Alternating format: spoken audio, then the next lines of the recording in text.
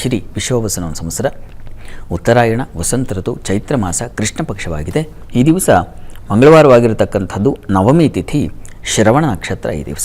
ಈ ದಿವಸ ಮಂಗಳವಾರವೂ ಹೌದು, ನವಮಿ ತಿಥಿಯೂ ಹೌದು. ತುಂಬ ಪ್ರಶಸ್ತವಾಗಿದೆ ದುರ್ಗಾರಾಧನೆಗೆ. ದುರ್ಗಾ ಪ್ರಾರ್ಥನೆ ಮಾಡೋದರಿಂದ ದುಃಖವು ನಿವಾರಣೆಯಾಗುತ್ತೆ.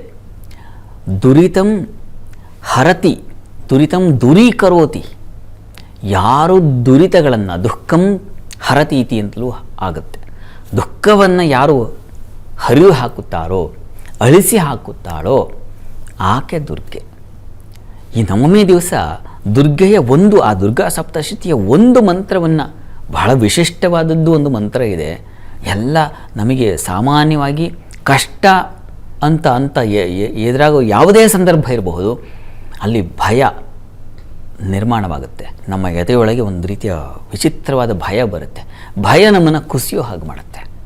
ಹೀಗಾಗಿ ಭಯ ನಿವಾರಣೆಗೆ ಒಂದು ಬಹಳ ವಿಶಿಷ್ಟವಾದ ಒಂದು ಮಂತ್ರ ಯಾವುದಪ್ಪ ಅಂದರೆ ಸಪ್ತಶತಿಯ ಒಂದು ಮಂತ್ರ.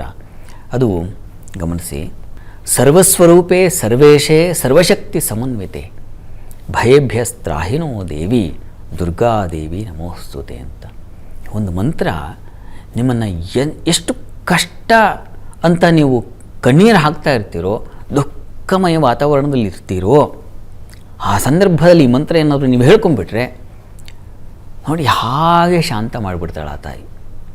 ನೀವು ಹೇಗೆ ಅಂತಂದರೆ ಸಂಪೂರ್ಣ ಶರಣಾಗುತ್ತರಾಗಿ, ಅನ್ಯಥಾ ಶರಣಂ ನಾಸ್ತಿ ತ್ವಮೇವ ಶರಣಂ ಮಮ ತಸ್ಮಾತ್ ಕಾರುಣ್ಯ ಭಾವೇನ ರಕ್ಷ ರಕ್ಷೋ ಮಹೇಶ್ವರಿ ಅಂತ ನೀವು ಸಂಪೂರ್ಣ, ಏನು ಬೇರೆ ದಾರಿ ಇಲ್ಲ ನನಗೆ, ಬಂದು ನಿನ್ನ ಬಳಿ ಹೀಗೆ ನಿಂತಿದ್ದೀನಿ ನೋಡು, ನಾನು ಕೈ ಕಟ್ಟಿಕೊಂಡು ತಲೆ ಬಾಗಿಸ್ಕೊಂಡು ನಿಂತಿದ್ದೀನಿ. ನನಗೆ ಗೊತ್ತಿರೋದು ಇದೊಂದು ಮಂತ್ರ. ಇದೇನೋ ಇದರಲ್ಲಿ ಅಷ್ಟು ವಿಶೇಷವಾದ ಇದೆ ಅಂತ ದೊಡ್ಡವರೆಲ್ಲ ಹೇಳ್ತಾರಲ್ವ.